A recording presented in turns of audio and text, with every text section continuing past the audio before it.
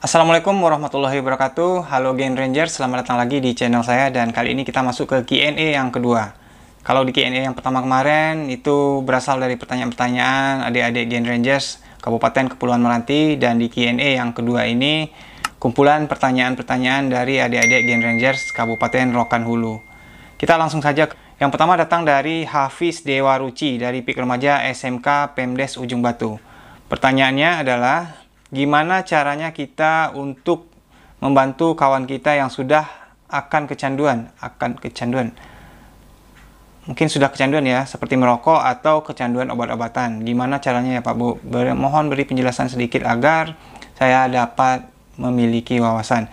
Jadi Hafiz sebagai anggota PIK-R di sekolahnya, ya tentu saja yang bisa Hafiz dan teman-teman dari PIK-R PIK-R SMK Pemdes Ujung Batu, ya pertama rangkul teman-temannya. Tapi ini ada catatan dulu nih, karena remaja ini kan fase yang ini ya, fase perubahan, jadi emosionalnya labil, rasa ingin tahunya tinggi. Jadi teman-teman saya ingatkan dulu nih, adik-adik yang menjadi pengurus PIK yang nanti akan merangkul teman-temannya yang notabene-nya adalah teman-teman yang sedang salah langkah, sedang salah arah. Jadi catatan buat kalian, kalau nanti kalian merangkul, kalian harus pastikan dulu nih, kalian punya mental yang kuat. Jangan sampai nanti kalian merangkul, kalian istilahnya mencoba mengarahkan mereka, tapi malah kita yang terjerumus. Itu perlu diperhatikan. Jadi caranya, ya kan adik-adik yang di PIK-R nih, di PIK-R adik-adik sudah mendapatkan materi tentang nafza. Jadi adik-adik kan sudah tahu tuh bahayanya nafza. Misalnya per item jenis-jenis nafza, psikotropika, itu adik-adik sudah tahu. Dan rokok pun bisa adik-adik cari tahu apa bahayanya bagi kesehatan tubuh, apa dampak jangka panjangnya, tidak baik untuk kesehatan dan sebagainya. Jadi kadang-kadang remaja itu di fase mereka dalam masa perubahan, masa labil itu rasa ingin tahunya tinggi. Mungkin pada awalnya mereka hanya ingin coba-coba, ingin menunjukkan eksistensi, hanya untuk apa ya, untuk senang-senang ya. Ya tugas adik-adik hanya mengingatkan dengan mengedukasi, jangan menggurui ya. Jadi mungkin adik-adik rangkul, sering-seringlah melakukan penyuluhan di sekolah, berikan pengertian. Jadi berikan pengertian, misalnya rokok nih, rokok itu bahayanya apa, kalian jelaskan satu persatu. Bagi yang kalau ada teman-temannya yang mencoba narkoba atau nafza, ya kalian jelaskan bahaya nafza, bahayanya buat otak, ya seperti di video-video saya sebelumnya.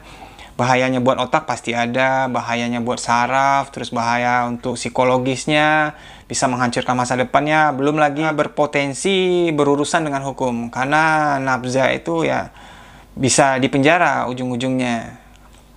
Mungkin seperti itu, kalian itu dulu, kalian pahami tentang nafza, tentang apapun, tentang rokok misalnya kalian pahami, nanti kalian luruskan tuh teman-temannya itu. Mungkin sekarang dia lagi salah langkah, lagi terbawa euforianya kehidupan remaja, euforianya ikut-ikutan teman dan sebagainya. Jadi tugas kalian merangkul, dan kalau tidak bisa juga ya mungkin kalian bisa minta bantuan ke guru BK atau orang tuanya dengan cara yang apa ya, yang elegan gitu. Jangan sampai pula hubungan pertemanan kalian nanti rusak. Ya intinya gini, jangan tinggalkan temennya kalau ada yang sudah salah arah, tapi rangkullah dia. Dengan catatan itu tadi ya, jangan sampai kita merangkul, kita pula yang terbawa ke hal-hal yang tidak baik. Pertanyaan selanjutnya dari Dini Robani dari PIK-R SMA Muhammadiyah Rambah.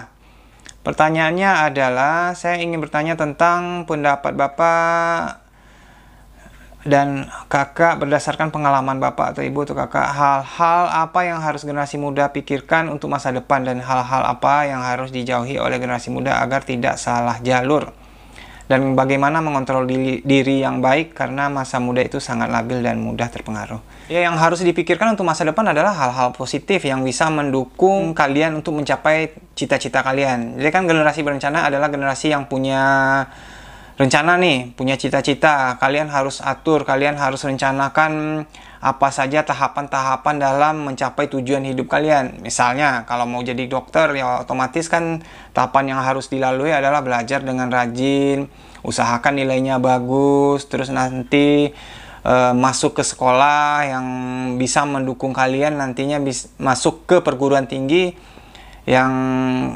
yang linear dengan jurusan yang kalian inginkan. Misalnya mau jadi dokter, ya harus rajin belajar, jangan sampai terpengaruh. Yang harus dihindari ya adalah hal-hal yang membahayakan kehidupan remaja, seperti yang kita pelajari di genre. Misalnya ada perilaku berisiko, seperti penyalahgunaan nafza, perilaku seks berisiko, bullying, dan sebagainya. Dan jangan sampai nikah di usia muda tentunya ya. Karena ketika kalian nikah di usia muda ya otomatis ya, kalaupun kalian masih melanjutkan pendidikan, otomatis akan terkendala. Karena nanti ya, otomatis akan punya anak, mengurus keluarga, dan sebagainya. Jadi kalian rencanakan kehidupan kalian matang-matang dari awal. Apa yang harus dilakukan, apa tahapan-tahapan yang harus dilalui, ya, dan fokus dengan apa yang kalian tuju. Ya, tadi bagaimana mengontrol diri. Cara mengontrol diri ya kalian dengan memperbanyak literasi, kalian perbanyak wawasan, kalian perbanyak pengetahuan. Misalnya di genre nih, kan kalian mempelajari itu apa hal-hal yang baik untuk kalian, misalnya life skillnya apa aja. Tadi kan sudah kita bahas life skill kita, ada salah satunya kemampuan literasi, hubungan pertemanan, hubungan keluarga, dan sebagainya. Jadi kalian banyak baca, banyak melihat, banyak berguru, melihat pengalaman orang-orang yang sukses. Itu salah satu cara mengontrol diri. Carilah teman yang bisa membawa kalian ke arah yang positif. Jangan sampai kalian salah berteman, nanti malah terjerumus ke hal-hal yang tidak bagus. Terus catatannya ya, kalau kita anak pik, kalau kalian lihat temannya ada yang salah arah, ya tugas kalian adalah merangkul. Kalau kalian nggak sanggup, mungkin kalian bisa minta bantuan kepada gurunya. Udah itu kali ya. Bagaimana mengontrol diri yang baik, karena masa muda itu sangat labil memang ya, karena memang fase remaja itu adalah fase yang masih labil. Ini mudah-mudahan terjawab ya. Terus terakhir, ini karena Q&A-nya cuma 3 yang belum terjawab, tadi udah kita jawab live yang 6 pertanyaan dari adik-adik. Terakhir dari Andini dari PIKR SMPN 1 Tandun. Pertanyaannya, bagaimana cara kita menghindari kenakalan remaja pada zaman ini?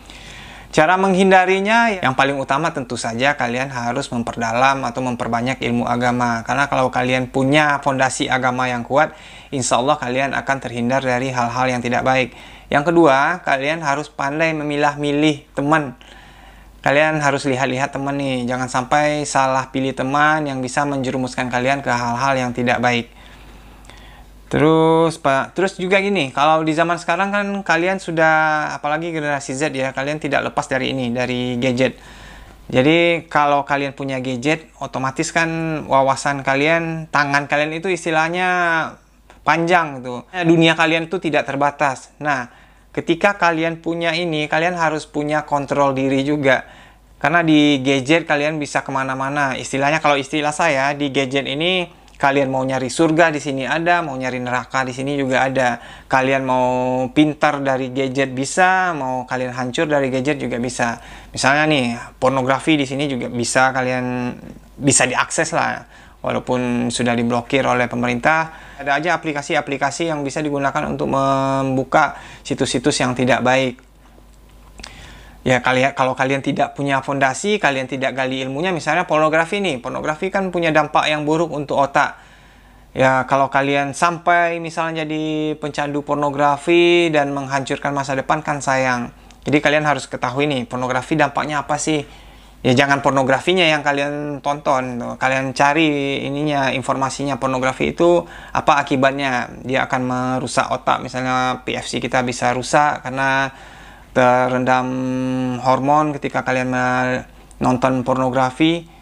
Jadi PFC kalian tidak berfungsi. Itu di YouTube mungkin kalian bisa lihat video-videonya, atau kalian baca-baca literasinya tentang pornografi. Misalnya kalau saya ambil contoh pornografi.